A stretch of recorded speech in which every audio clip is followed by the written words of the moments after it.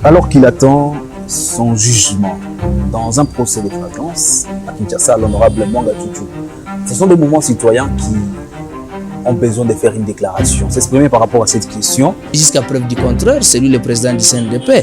Mais on ne dit pas qu'il est poursuivi pour ça, il est poursuivi pour détention illégale d'armes et munitions de guerre.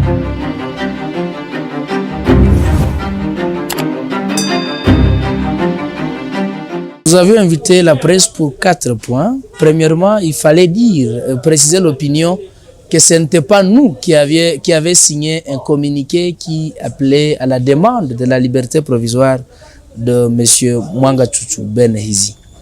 De deux, nous avions aussi informé la presse sur notre soutien aux démarches de la haute cour militaire. De trois, nous avions appelé la presse pour manifester notre joie de voir qu'aujourd'hui, quand même les activités de la société SMB appartenant à M. Mwanga Chouchou ont été suspendues du fait que vous savez comment est-ce qu'ils avaient reçu d'abord le permis d'exploitation et vous savez que leur titre est superposé au titre de Sakima qui est une société étatique. Et pour nous, c'était l'occasion d'appeler à la justice et de remettre l'État congolais dans ses droits. Et aussi dire qu'il n'y a rien de tribalisme ni de questions liées aux communautés, comme les gens disent que non, comme il y a de telles communautés, non. Il n'est pas l'unique tout qui existe au Congo, ils sont assez. Et nous sommes dit, il faut préciser l'opinion que c'est un procès pédagogique qui doit enseigner tout le monde, monsieur le journaliste. Quelle leçon vous avez tirée? La leçon de ce procès, c'est de voir que personne n'est au-dessus de la loi. Et aussi la leçon qu'on a tirée, c'est de voir qu'un député peut être en possession de matraques électriques. Ça n'existe pas. C'est aussi un procès qui nous étonne de voir que dans les locaux de la société SMB, on a tiré tout ce qu'on a vu dedans comme munitions de guerre. Et cela, il faisait quoi?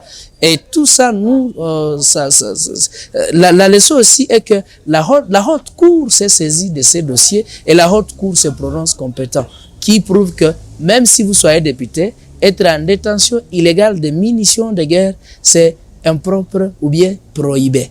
Et cela nous prouve qu'il n'est au-dessus de la loi. Une entreprise qui donne quand même de l'emploi à plusieurs jeunes dans la province du Nord Kivu et dans la RDC, aujourd'hui, fermer cette entreprise, interdire l'exploitation minière à cette entreprise, est-ce que vous ne trouvez pas que ça aura des conséquences aussi néfastes? Oui, il y a des conséquences, mais il faut comprendre que nous n'avons pas le choix, c'est la sécurité qui compte d'abord. Vous savez que jusqu'à maintenant, il y a certaines victimes de Massissi qui sont dans la morgue à cause de cette même société. Ça sert à quoi de produire les coltons? On nous dit qu'ils produisent des tonnes et des tonnes. Mais des tonnes qui ne sont pas vendues au marché sur le nom de la RDC. Et même si on engage les jeunes, où est l'intérêt de la République dans tout ça? Mais moi, je crois que l'État congolais doit trouver d'autres solutions à ça. On peut les ravir et créer d'autres qui vont aussi engager les jeunes. Prenons l'exemple de la société Prémidis SARL. Est-ce qu'ils n'engageaient pas les jeunes? Mais à cause de ces terroristes M23, ils ne fonctionnent plus. Est-ce que ces jeunes-là sont morts? Non, ils ne sont pas morts. C'est que moi, je crois l'État va juger et ces jeunes, peut-être qu'on ne dit pas comment fermer la société d'abord. Ce sont des procès qui sont en cours. Le procès est en cours et on attend voir. Vous voyez, on attend voir qu'est-ce qui va se produire. Mais demain, ça peine mardi et on laisse l'État faire son travail. Quant à la question liée au chômage dont ces jeunes peuvent être victimes, je crois qu'ils seront engagés de telle ou de telle autre manière. Premièrement, même s'ils sont engagés, ils ne vont pas travailler dans l'insécurité. Imaginez celui qui gardait cet arsenal militaire et puis dire qu'il engage les jeunes, il faut les laisser. Non. Je crois qu'il est grand temps que tout le monde prenne conscience. Comment vous réagissez à ces bruits des couloirs qui pensent que le procès de Mwanga Chouchou reste un procès politique et ça ne dirait à rien? Il n'y a rien de procès politique. Du fait qu'il soit président du CNDP, signateur des accords du 23 ici en 2009, ne fait pas de lui une victime puisqu'il n'était pas le seul Congolais qui était dedans. C'est qu'il n'y a rien de politique. Il faut laisser. À ce stade, vous affirmez qu'il y a arrêté Mwanga Chouchou, c'est arrêté une grosse légume du 23. Effectivement. Bon, je ne dis pas que c'est une grosse légume du 23, mais j'ai dit un signateur des accords de 2009.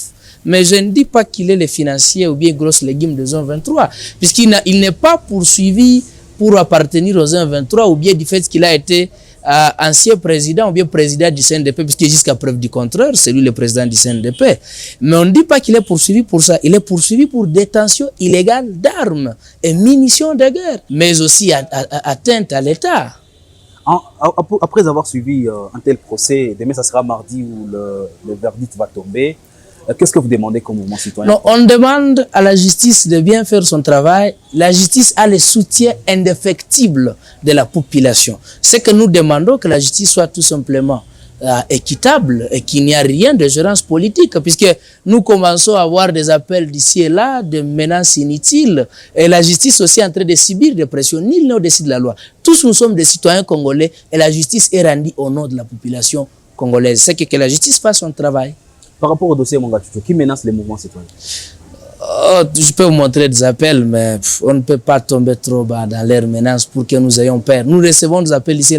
Tout à l'heure, j'étais ici quand on venait de m'appeler et on était encore devant la presse quand on venait de m'appeler ici des menaces inutiles. Mais nous savons la vie existe et la mort existe. Mais s'ils pensent que menacer les gens puisqu'ils disent la vérité, ça va leur faire quelque chose, non. Demain, on peut partir, mais les enfants ont déjà compris qu'il y a certains Congolais qui complotent contre les Congos. Et ceux-là qui complotent pour les Congos doivent un jour payer cher. Et ils commencent à payer. Nous, on se demande pourquoi lorsqu'on t'arrête, c'est là on va dire que tu es malade. Non. Supporter, vous avez... Ça se dit en Swahili, il a bien jugé de comploter contre le Congo. Et il doit bien juger d'être en prison.